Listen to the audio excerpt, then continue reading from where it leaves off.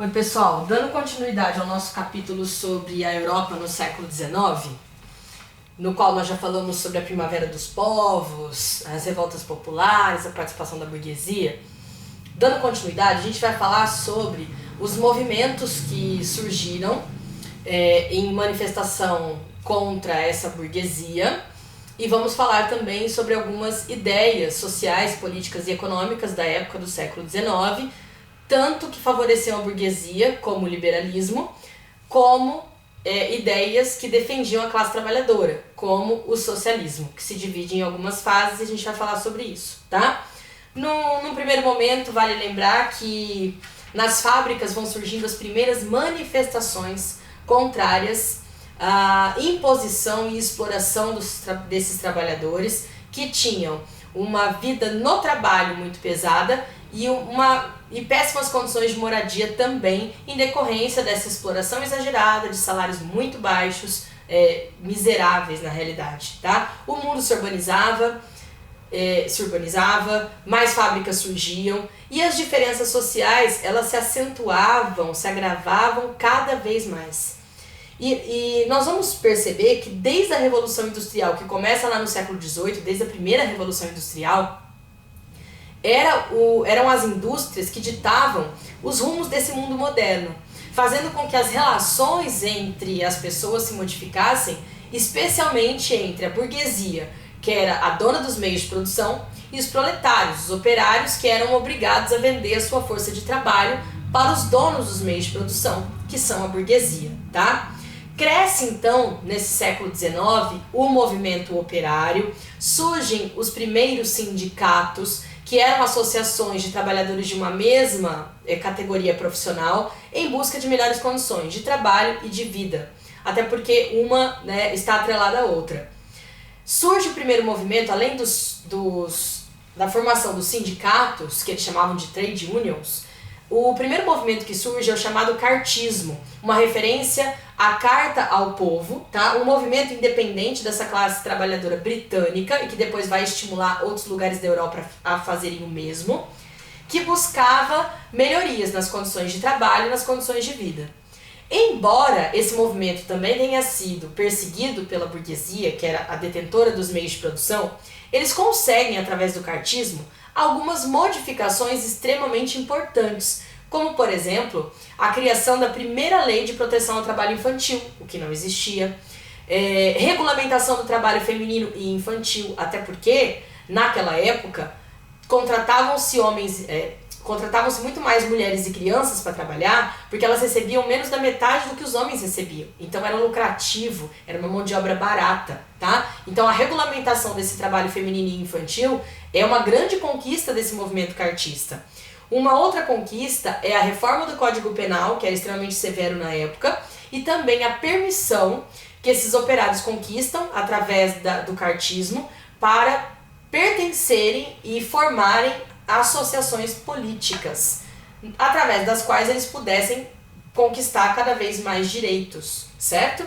Mas não foi só o cartismo. Nós tivemos movimentos como o ludismo, que acabaram trazendo consequências somente negativas. Por quê?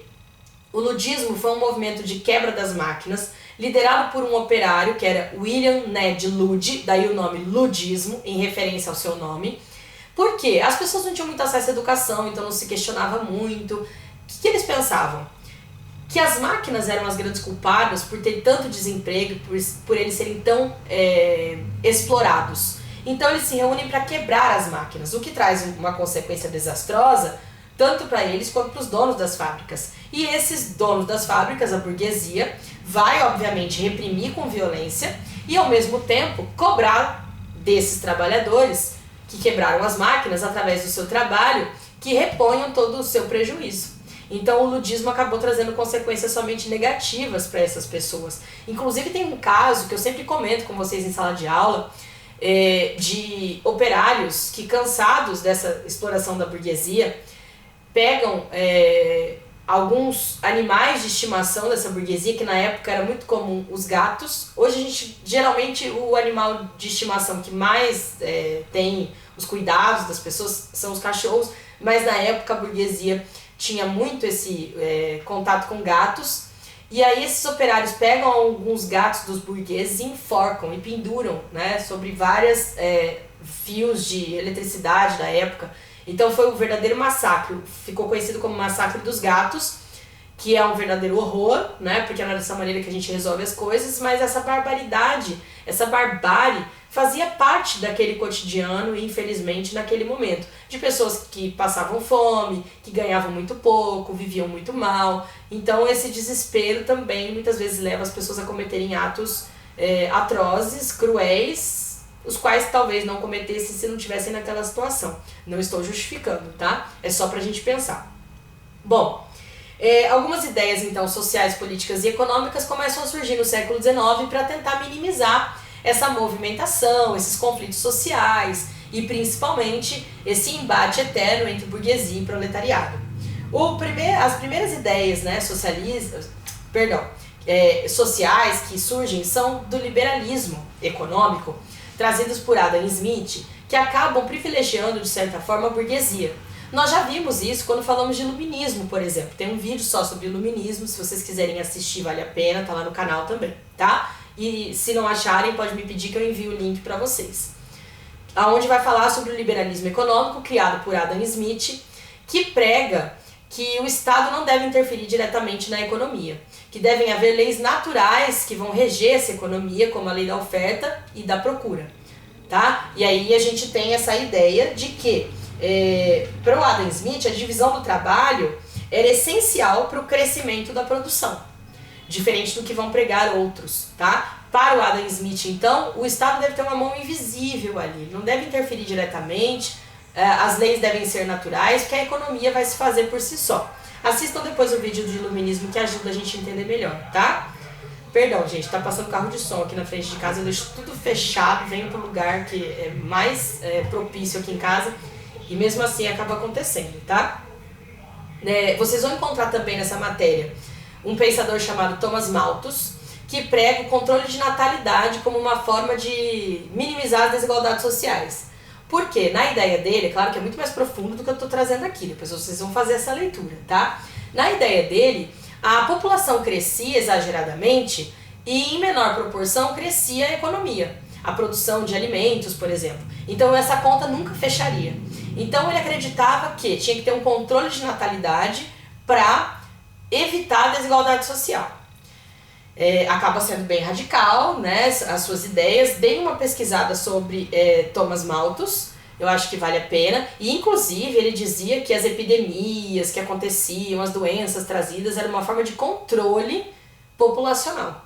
Dá até medo falar um negócio desse com tudo isso que a gente está vivendo agora dessa pandemia de coronavírus, né? Dá a impressão que essas profecias, entre aspas, estão se concretizando, que é um verdadeiro horror, né? Principalmente porque a gente sabe que os mais pobres são os mais afetados, infelizmente. E aí surge um outro pensador também dentro dessa ideia de liberalismo, que é o Davi Ricardo, que defende a ideia de que o salário mínimo ele é muito bem arquitetado e elaborado, ele pode continuar existindo, porque esse salário mínimo, o próprio nome já diz, atenderia às mínimas necessidades desses trabalhadores. Então não havia uma necessidade de aumentar salários, ou seja, ele é um defensor da burguesia, que é detentora dos meios de produção, ou seja, defensor dos patrões. E por fim, o livro de vocês também traz o Nassau Sênior, que se opõe à redução da jornada de trabalho, porque ele dizia que o lucro do patrão vem justamente da última hora trabalhada. Chega a ser muita hipocrisia. Mas, né, eu tento ser imparcial, mas é difícil diante de tantos absurdos. Então, esse liberalismo trazido pelo Adam Smith, Thomas Malthus, Nassau Sênior, Davi Ricardo, acabam sendo favoráveis à burguesia. Por outro lado, nesse século XIX, surgem também ideologias ligadas à defesa da classe trabalhadora, como o socialismo. Só que o socialismo se divide em alguns tipos de socialismo. O socialismo utópico, por exemplo, como foi chamado pelos próprios marxistas, é chamado de utópico porque eles diziam o seguinte: eles pregam uma sociedade igualitária, mas não mostram o caminho para chegar até ela. Nesse socialismo utópico, a gente tem 3 nomes muito importantes, como Saint-Simon, ou Simon para alguns, tá? Que dizia que o mundo se dividia, a sociedade se divide em produtores e ociosos. E que para ter menor desigualdade social, nós tínhamos que ter uma maioria de pessoas que produzissem. E que tudo fosse partilhado entre todos, tá? Para que houvesse igualdade social. O Charles Fourier vai pregar a ideia de falancérios, que seriam comunidades agroindustriais, nas quais as pessoas trabalhariam por vocação, de acordo com aquilo que elas são boas. E cada um receberia conforme aquilo que produzisse. Essa é a ideia dele, mas ele não diz como isso seria feito, tá? Por isso que ele está dentro do socialismo utópico. E por último, Robert Owen, que vai dizer que nós deveríamos viver em cooperativas, em que um cooperasse com o outro, independente de fulano ter produzido 8 litros de leite e o outro produziu 12, todo mundo vai dividir a mesma coisa. Ele chegou a implantar algumas modificações onde ele vivia, inclusive teve uma certa positividade nisso. Essas modificações com relação à proteção dos trabalhadores e a dar acesso à educação a esses trabalhadores, criando creche para os filhos desses funcionários. Porém, a burguesia da época não aceitou muito bem, foi contrária a essas modificações e acabou falindo a sua ideia de cooperativa. E como houve uma falência de grande parte das cooperativas criadas por Robert Owen, ele começa com a ideia dos trade unions também, de sindicatos que reunissem pessoas de uma mesma classe trabalhadora buscando seus direitos, tá? E proteção, direitos trabalhistas que não existiam na época, tá? Então isso foi sendo uma conquista diária através de muita luta, né? Foi muito suado tudo isso. E, por outro lado, a gente tem o socialismo científico, que é o mais famoso no mundo, criado por Karl Marx e Friedrich Engels, pensadores alemães, que defendem a ideia de uma sociedade igualitária, mas eles dizem que isso não vai acontecer de uma hora para outra e que isso vai acontecer através de estágios, de fases. E como que ocorreriam mais ou menos essas fases? Para eles, o modo de produção capitalista, ele sempre vai ser desigual e vai gerar luta de classes. E que se os proletários não se manifestassem, os operários não se manifestassem, e lutassem contra essa burguesia, eles jamais conseguiriam igualdade social. Inclusive, eles trazem a ideia da mais-valia, dizendo que aquilo que os trabalhadores recebem, a diferença do que eles recebem e daquilo que eles produzem é muito grande. Eles chamam de mais-valia. Por quê? Ele fala, o salário que eles recebem é miserável, mas o lucro que eles dão para o patrão é muito maior. Então, há uma crítica feroz, ferrenha, a esse modo de produção capitalista. E, inclusive, eles dizem que cada época teve o seu modo de produção, teve a maneira de se sustentar economicamente. E aí, em 1848, que é o ano, né, revolucionário lá na França, na Europa de maneira geral, eles criam o Manifesto Comunista. E logo no início do Manifesto Comunista tá lá, proletários de todo mundo, univos, porque eles dizem que esses proletários têm que se manifestar e devem tomar o poder, formando a ditadura do proletariado. Que só depois dos proletários terem tomado o poder e modificado a sociedade é que eles podem atingir o último nível do socialismo científico, a etapa final, que seria o comunismo, aonde seria extinta todas as classes sociais, todo mundo seria igual, tudo seria dividido igualmente e não haveria mais propriedade privada, tudo passaria a ser propriedade do Estado, tá? Se a gente for pensar, nunca houve comunismo em lugar nenhum, embora tenham usado o nome do comunismo em diversos lugares, como na China, por exemplo. A China não é comunista. Ela usa o nome do comunismo. Karl Marx deve ter virado no túmulo várias vezes, porque o comunismo usa-se o nome do comunismo para diversos regimes ditatoriais que não condizem com aquilo que foi pregado pelo Marx. É claro que a obra do Marx é muito mais extensa, vale a pena pegar outros livros para ler, tá? Eu recomendo, posso passar alguma bibliografia para vocês também depois, tá? Inclusive, tem uma frase desse comunismo, do Marx e do Engels, que diz algo que faz total sentido dentro dessa ideia de etapa final de comunismo, tá? Que cada qual deveria agir segundo a sua capacidade, trabalhar segundo a sua capacidade, e a cada qual segundo as suas necessidades. Então, tudo seria dividido igualmente entre todos, tá? Por fim, a gente tem também um movimento muito mais radical, que é o anarquismo, que não quer passar por fases até chegar numa sociedade igualitária. Quer instaurar uma sociedade igualitária sem classes e sem leis imediatamente. Eles são totalmente contrários ao Estado, os anarquistas. Um dos grandes representantes é o Bakunin, russo, e lá eles pregam, né, os anarquistas pregam que não tem que ter nenhuma autoridade, nem escola, nem polícia, o Estado deve ser extinto, para que as pessoas pudessem se organizar conforme as suas necessidades. Mas a gente sabe que não ter regra nenhuma é muito difícil.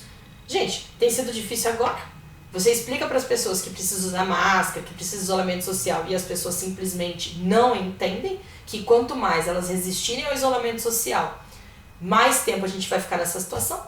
Então, vocês imaginem como seria uma sociedade sem regras. Seria muito pior, né? E o socialismo cristão, que também aparece nesse século XIX, porque, na época, a igreja ela nunca foi favorável ao socialismo. Nunca.